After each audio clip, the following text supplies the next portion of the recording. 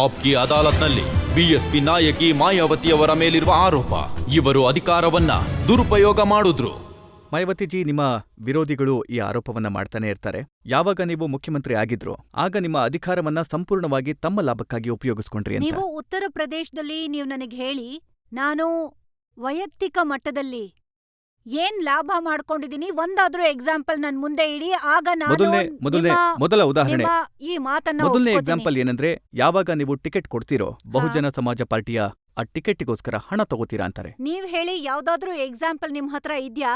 ಇಲ್ಲ ಯಾರಾದ್ರೂ ಬಂದು ಇದನ್ನ ಹೇಳಿದ್ರ ನಿಮ್ಗೆ? ನಾನು ದುಡ್ಡು ತಗೊಂಡು ಮತ್ತೆ ಯಾರಿಂದ ತಗೊಂಡೋ ಅವ್ರನ್ನ ಇವತ್ತು ಈ ನ್ಯಾಯಾಲಯದ ಮುಂದೆ ಅವ್ರನ್ನ ಹಾಜರುಪಡಿಸಬೇಕು. ಹೇಳೋದಕ್ಕೋಸ್ಕರ ನೀವು ಗೊತ್ತಿಲ್ಲ ಯಾವ್ದಾವ್ದೋ ವಿಷಯ ನಿಮ್ಮ ಪಾರ್ಟಿಯ ನಾಯಕರು, ಇದು ರಾಶಿದ್ ಅಲ್ವಿ ಅವರ ಹೇಳಿಕೆ. ಯಾವಾಗ ಬಿಎಸ್ಪಿನಲ್ಲಿ ದುಡ್ಡು ತಗೊಂಡು ಟಿಕೆಟ್ ಕೊಡುವಂತ ಪದ್ಧತಿ ಇದೆ. ಬಗ್ಗೆ ಮಾತಾಡ್ತಾ ಇದ್ದೀರಾ? ಮೊದಲನೇದಾಗಿ ಶ್ರೀ ರಾಶಿದ್ ಅಲ್ವಿಗೆ ಇದನ್ನ ನೀವ್ ಕೇಳ್ಬೇಕು. ಯಾವಾಗ ಅವರು ಹಿಂದಿನ ಚುನಾವಣೆಯಲ್ಲಿ ಬಿಎಸ್ಪಿ ಇಂದ ನಿಂತಿದ್ರು ಮತ್ತವರು ಮೆಂಬರ್ ಪಾರ್ಲಿಮೆಂಟ್ ಆಗಿ ಬಂದ್ರು, ಒಂದ್ ವೇಳೆ ನಾನು ದುಡ್ಡು ತಗೊಂಡಿದ್ರೆ ಅವ್ರು ಆಗ್ಲೇ ಯಾಕೆ ಹೇಳಲಿಲ್ಲ ನಾನಿಷ್ಟು ದುಡ್ಡು ತಗೊಂಡಿದೀನಿ ಅಂತ? ಯಾವಾಗ ನಾನು ಈ ಸಲ ಅವ್ರಿಗೆ ಟಿಕೆಟ್ ಕೊಡ್ಲಿಲ್ವೋ ಅದಾದ್ಮೇಲೆ ಅವರು ನನ್ ಮೇಲೆ ಆರೋಪ ಮಾಡಿದ್ರು. ಉತ್ತರ ಪ್ರದೇಶದಲ್ಲಿ ಮಾಯಾವತಿ ಒಬ್ಳೆ ಎಂತ ರಾಜಕಾರಣಿ ಅಂದ್ರೆ, ನಾನು ಉತ್ತರ ಪ್ರದೇಶದ ಹೇಳ್ತಾ ಇದ್ದೀನಿ ಅಥವಾ ಇಡೀ ದೇಶದ್ದೇ ಹೇಳ್ತಾ ಇದ್ದೀನಿ. ಯಾರು ರಾಜಕೀಯಕ್ಕೆ ಬಂದ ಮೇಲೆ ಯಾವತ್ತು ತನ್ನ ತಂದೆ ತಾಯಿಗೆ, ಯಾವತ್ತು ಸಹೋದರ ಸಹೋದರಿಯರಿಗೆ, ನೆಂಟ್ರಿಸ್ಟ್ರಿಗಾಗ್ಲಿ ನಾನು ಬೆಳೆಸಿಲ್ಲ. ಯಾರನ್ನು ನಾನು ಎಂಪಿ ಮಾಡಿಲ್ಲ, ನಾನು ಯಾರನ್ನು ಎಂಎಲ್ಎ ಮಾಡಿಲ್ಲ, ನಾನ್ ಯಾರನ್ನು ರಾಜ್ಯಸಭೆ ಕಳ್ಸಿಲ್ಲ, ಯಾರನ್ನು ವಿಧಾನ ಪರಿಷತ್ ಕಳ್ಸಿಲ್ಲ. ಯಾವಾಗ್ಲೂ ಬಹುಜನ ಸಮಾಜ ಜನರನ್ನ ಕಳ್ಸ್ದೆ. ನನ್ನಂತ ನಾಯಕಿ ಇಂಡಿಯಾದಲ್ಲಿ ನಿಮ್ಗೆ ಯಾರು ಸಿಗಲ್ಲ. ಯಾವಾಗಿಂದ ನಾನು ರಾಜಕೀಯಕ್ಕೆ ಬಂದ್ನೋ ನಾನು ಬಹುಜನ ಸಮಾಜ ಜನರನ್ನ ಬೆಳೆಸ್ದೆ, ನನ್ನ ನೆಂಟ್ರಿಸ್ಟ್ರಿಗೆ ಯಾವತ್ತೂ ಬೆಳೆಸಲಿಲ್ಲ. ಹಾಗಾಗಿ ನನ್ನ ಮೇಲೆ ವೈಯಕ್ತಿಕ ಅಥವಾ ಪರಿವಾರವಾದದ ಈ ರೀತಿಯ ಆರೋಪ ಮಾಡೋದು ಖಂಡಿತ ತಪ್ಪು. ನಿಮ್ಮ ಮಾತು ನಿಜ. ಪರಿವಾರದವರನ್ನ ರಾಜ್ಯಸಭೆಗೆ ಕಳಿಸ್ಲಿಲ್ಲ, ಎಂಎಲ್ಎ ಮಾಡ್ಲಿಲ್ಲ, ಟಿಕೆಟ್ ಕೊಡ್ಲಿಲ್ಲ, ಮಂತ್ರಿ ಮಾಡ್ಲಿಲ್ಲ. ಆದ್ರೆ ಪರಿವಾರದವರ ಪ್ರಾಪರ್ಟಿ ಹೆಚ್ಚಾಯ್ತು, ಅವರ ಬ್ಯಾಂಕ್ ಬ್ಯಾಲೆನ್ಸ್ ಹೆಚ್ಚಾಯ್ತು. ಏನ್ ಮಾತಾಡ್ತಾ ಇದ್ದೀರಾ? ಪರಿವಾರದವ್ರನ್ನ ನಾನು ನನ್ನಿಂದ ದೂರ ಇಟ್ಟಿದ್ದೀನಿ. ನಾನು ಸಂಪೂರ್ಣವಾಗಿ ಪರಿವಾರದಿಂದ ಪೂರ್ತಿಯಾಗಿ ಬೇರೆ ಇದ್ದೀನಿ. ಅವ್ರು ಏನ್ ಮಾಡ್ತಾ ಇದಾರೆ, ಎಷ್ಟು ಪ್ರಾಪರ್ಟಿ ಮಾಡ್ತಾ ಇದಾರೆ ಅವ್ರಿಗ್ ಗೊತ್ತು. ನಾನು ನನ್ನ ವಿಷಯಕ್ ಬಂದ್ರೆ ನನ್ ಹತ್ರ ಎಷ್ಟು ಬೇಕಾದ್ರೂ ಏನ್ ಬೇಕಾದ್ರೂ ಕೇಳ್ಬೋದು. ಇದನ್ನ ಸರ್ಕಾರದ ರೆಕಾರ್ಡ್ಸ್ ನ ಆಧಾರದ ಮೇಲೆ ಹೇಳ್ತೀನಿ. ಸರ್ಕಾರದ ರೆಕಾರ್ಡ್ ಅಂತೂ ನೀವು ಖಂಡಿತ ತಪ್ಪಾಗಿ ಹೇಳ್ತೀರಾ. ಸರ್ಕಾರದ ನೀವು ರೆಕಾರ್ಡ್ ಯಾವ ಪೇಪರ್ ಮೇಲೆ ಪ್ರಿಂಟ್ ಆಗಿದ್ಯೋ ಅದು ಸರ್ಕಾರದ ರೆಕಾರ್ಡ್. ಇದನ್ನ ಸಿಬಿಐ ಕೋರ್ಟ್ ಮಾಡಿದೆ. ಸಿಬಿಐ ಈಗಲೇ ಫೈನಲ್ ರಿಪೋರ್ಟ್ ಸಬ್ಮಿಟ್ ಮಾಡ್ತು.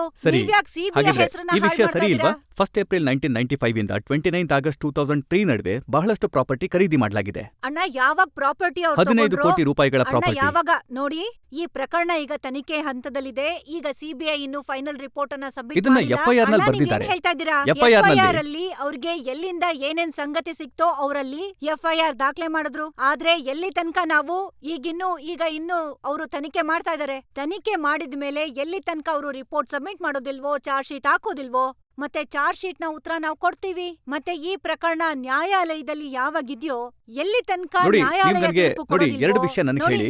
ಇದೇನ್ ಎಫ್ಐಆರ್ ಇದೆ ಮಾರ್ಚ್ 2003 ನಲ್ಲಿ ಲಕ್ನೋನಲ್ಲಿ ಒಂದು ನಲ್ಲಿ ಯಾವ ಪ್ರಾಪರ್ಟಿ ತೋರಿಸಿದಾರೋ ನಾನು ಇದ್ರ ಬಗ್ಗೆ ಏನು ಹೇಳಕ್ ಬಯಸಲ್ಲ. ಯಾಕಂದ್ರೆ ಪ್ರಕರಣ ಕೋರ್ಟ್ ಅಲ್ಲಿದೆ.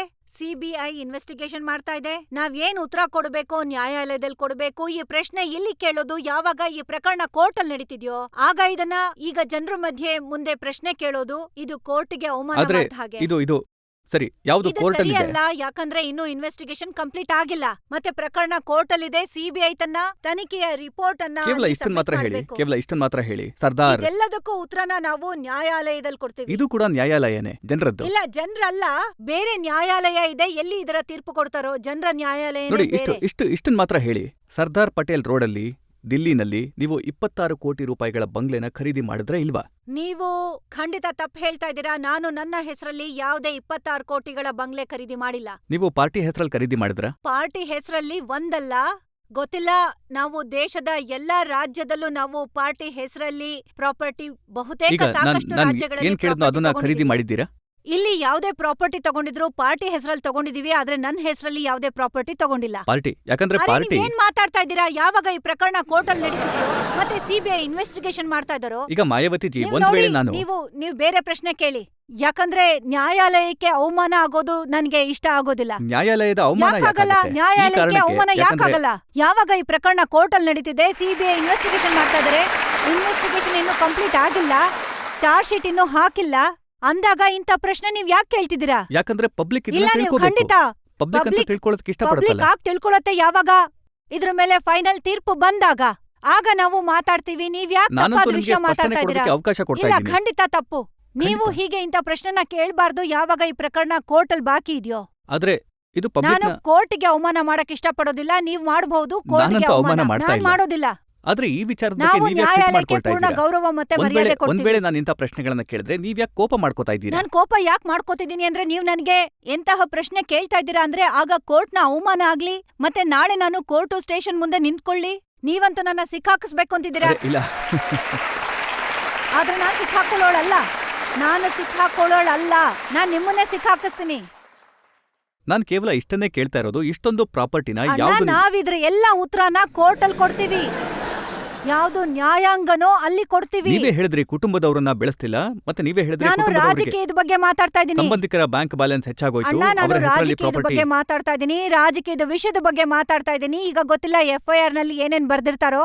ಇದರ ಪೂರ್ಣ ಉತ್ತರ ನಾವು ಗೌರವಾನ್ವಿತ ನ್ಯಾಯಾಲಯದಲ್ಲಿ ಕೊಡ್ತೀವಿ. ಯಾಕಂದ್ರೆ ಈ ಪ್ರಕರಣ ಕೋರ್ಟಲ್ ನಡೀತಾ ಇದೆ. ಯಾವ್ದು ಕೋರ್ಟಲ್ ಇಲ್ವೋ ಅದನ್ನಾದ್ರೂ ಹೇಳ್ಬಿಡಿ. ಕಲ್ಯಾಣ್ ಸಿಂಗ್ ಹೇಳಿದ್ರು ನೀವು ಅಣ್ಣ, ನೀವು ವಿದೇಶದಲ್ಲಿ ಅವ್ರನ್ನೇ ಕೇಳಿ, ಕಲ್ಯಾಣ್ ಸಿಂಗ್ ಅವ್ರನ್ನ. ನೀವು ವಿದೇಶಕ್ಕೆ ಹೋಗಿದ್ರಿ, ಅಲ್ಲಿ ಈಗ ಅವ್ರು ಹೇಳಿದ್ರು ನೀವು ಫಾರಿನ್ ಅಕೌಂಟ್ ಓಪನ್ ಮಾಡಿದ್ರು. ನಾನ್ ನಿಮಗ್ ಹೇಳ್ತಾ ಇದ್ದೀನಿ, ಒಂದ್ ವೇಳೆ ವಿದೇಶದಲ್ಲಿ ನನ್ನ ಒಂದಾದ್ರೂ ಅಕೌಂಟ್ ನನ್ನ ಹೆಸರಲ್ಲಿ ಓಪನ್ ಆಗಿದ್ರೆ ನಾನ್ ಎಲ್ಲಾ ರೀತಿಯ ಶಿಕ್ಷೆ ಅನುಭವಿಸಕ್ಕೆ ತಯಾರಾಗಿದ್ದೀನಿ. ಮತ್ತೆ ಪ್ರತಿಯೊಂದು ಶಿಕ್ಷೆ ಅನುಭವಿಸಕ್ಕೆ ಸಿದ್ಧಳಾಗಿದ್ದೀನಿ. Shri Kalyan Singh and BJP and ಕಂಪನಿಯ ಜನರು ಅವ್ರ ಹತ್ರ ಏನಾದ್ರೂ ಇದ್ರೂ ಅದು ಸತ್ಯ ಅಲ್ಲ, ತಪ್ಪು ಆರೋಪಗಳನ್ನ ಮಾಡ್ತಾರೆ.